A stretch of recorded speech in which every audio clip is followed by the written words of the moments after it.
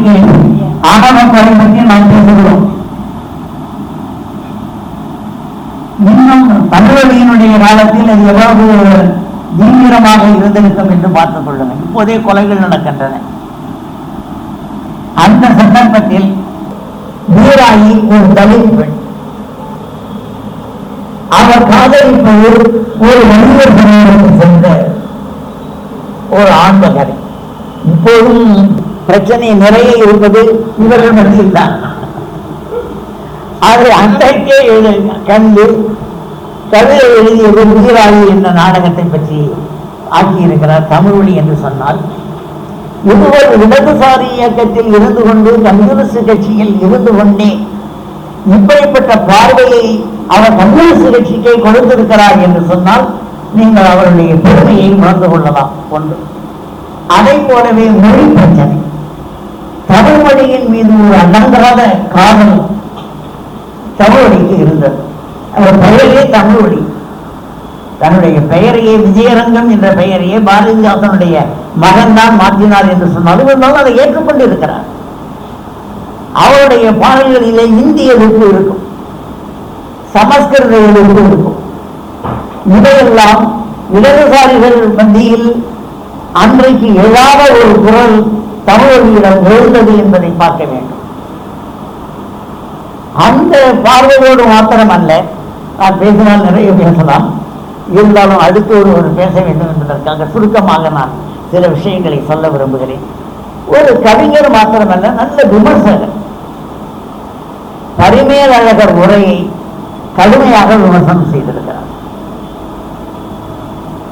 பரிமேலழகர் திருவள்ளுவரை சரியாக புரிந்து கொள்ளாமல், திருவள்ளுவர் அவர் வாழ்ந்த காலகட்டத்தில் என்ன கருதினாரோ அதை கணக்கிலே எடுத்துக் கொள்ளாமல் தன்னுடைய காலத்தில் வளர்ந்து விட்ட வைதீக சிந்தனைகளை திருக்குறளின் மீது புகுத்தி பரிமேலழகர் தவறு செய்து விட்டார் என்று விமர்சனம் எழுதினார்.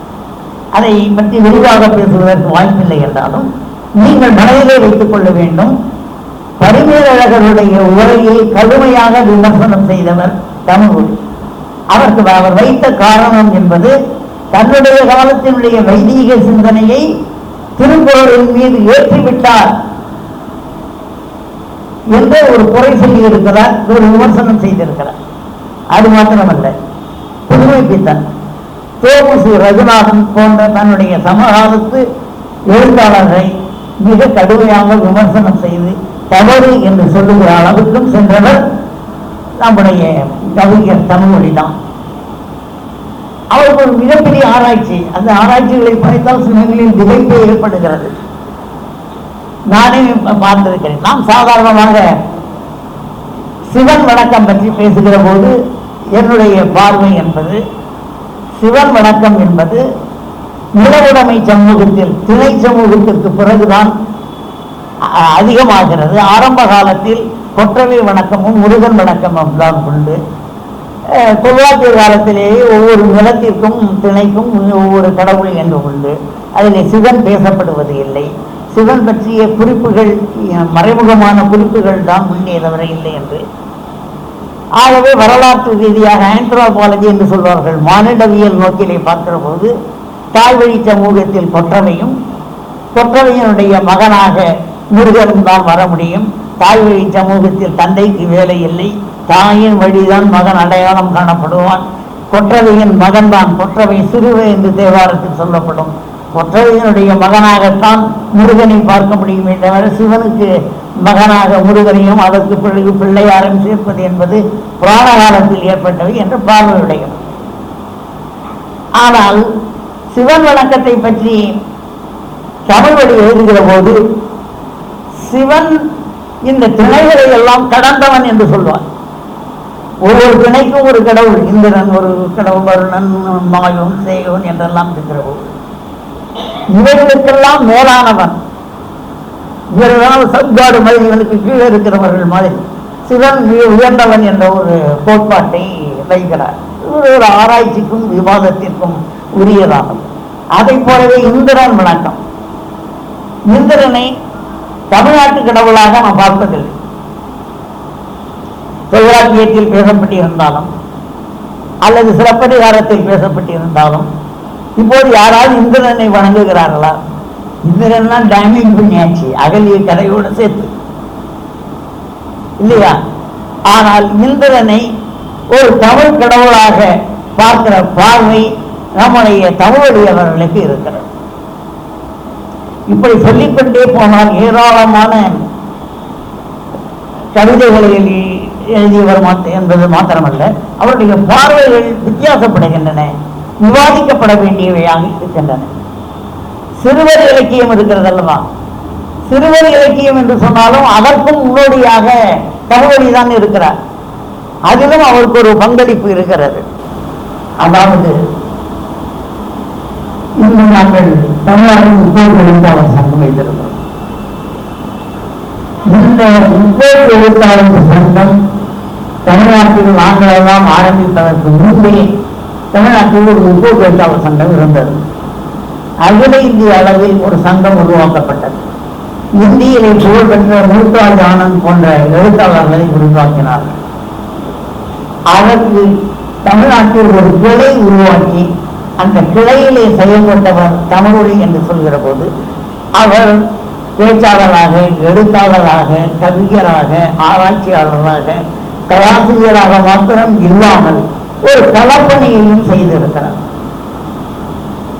களப்பணியை செய்த அவருக்கு மார்க்சியத்தில், அதாவது அவர் கரந்தை தமிழ் சமூகத்தில் தமிழ் படித்தவர்.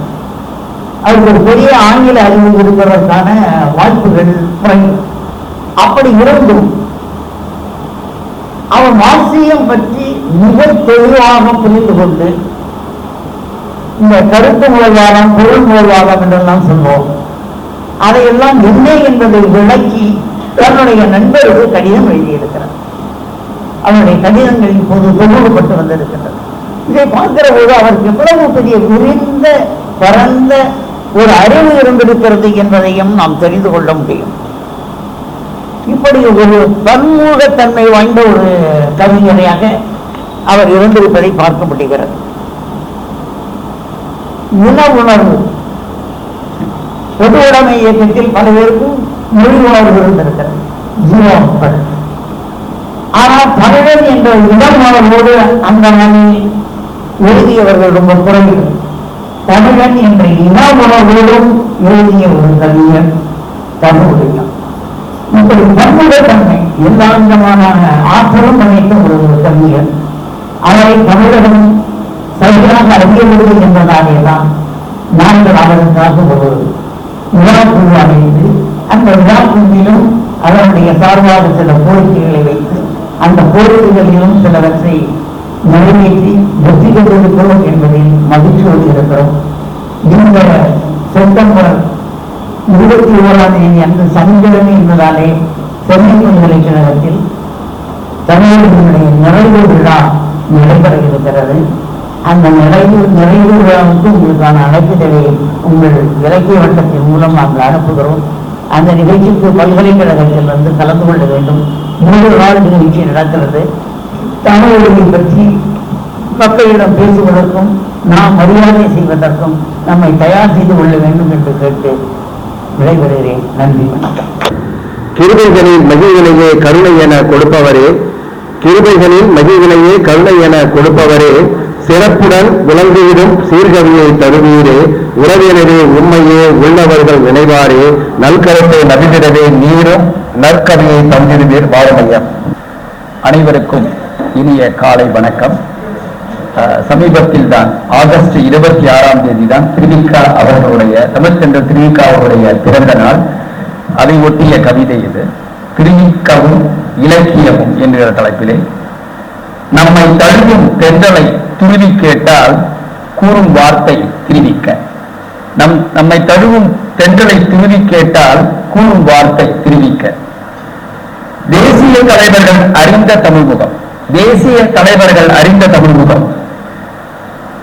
புயல் போன்றோருக்கு பொதுகை தென்றல், புயல் போன்றோருக்கு பொதுகை தென்றல். உரைநடையும் வாழ்க்கையும் இவருக்கு எளிய நடை, உரைநடையும் வாழ்க்கையும் இவருக்கு எளிய நடை. அகல்புறம் காண்பவருக்கு அருள் ஜோதி, அகல்புறம் காண்பவருக்கு அருள் ஜோதி. அகிம்சை நெறியில் வாழ்ந்த இன்னொரு மகாத்மா, அகிம்சை நெறியில் வாழ்ந்த இன்னொரு மகாத்மா, அநியாயம் நிகழ்கையில் நயம்பட உரைக்கும் தமிழ்ச்சிங்கம், அநியாயம் நிகழ்கையில் நயம்பட உரைக்கும் தமிழ்ச்சிங்கம், மண் விடுதலையும் பெண் விடுதலையும் ஒருங்கே தந்த இதயச்செம்மன், மண் விடுதலையும் பெண் விடுதலையும் ஒருங்கே தந்த இதயச்செம்மன், நாத்திகம் பேசிய ஈரோட்டு பெரியார், நாத்திகம் பேசிய ஈரோட்டு பெரியார், ஆத்திகம் பேசிய நம் ராயப்பேட்டை தமிழ் பெரியார் இவர், நம் ராயப்பேட்டை தமிழ் பெரியார் இவர். வகையறிந்து வாழ்ந்த வரலாறு, வகை அறிந்து வாழ்ந்த வரலாறு இவரது வாழ்வியலே இலக்கியம், வகையறிந்து வாழ்ந்த வரலாறு இவர் வாழ்வியலே இலக்கியம். அற்புதமான இந்த கவிதை தொகுப்பினை 2014 வெளியிட்டோம். இந்த பனித்துளிக்குள் எரித்தவர்கள் அந்த தொகுப்பிலிருந்து இதை வாசித்தோம். வாய்ப்பினை நன்றி வணக்கம். வாழ்க வளமுடன். பெருமைகளை பறைசாற்றுகின்ற ஒரு அமைப்பாக திருவிக்கா பேச்சு பயிலரங்கம் என்று ஒவ்வொரு வாரமும் நடத்துகிறார்கள். இந்த கலைஞர் பூங்கா, சிவன் பூங்காவில் சென்னையில ஒரு 33 இடங்கள்ல திருவிக்கா பேச்சு பயிலரங்கம் என்று நடத்துறாங்க. அதை நடத்தவர் முனைவர் தாமோதரன் பேராசிரியர் என்பதை தெரிவித்துக் கொள்வார். அவர் துவக்கத்தை பார்த்தாலே நாமெல்லாம் யோகா கற்றுக்கொள்ளலாம் என்கிற உணர்வு ஏற்படும்.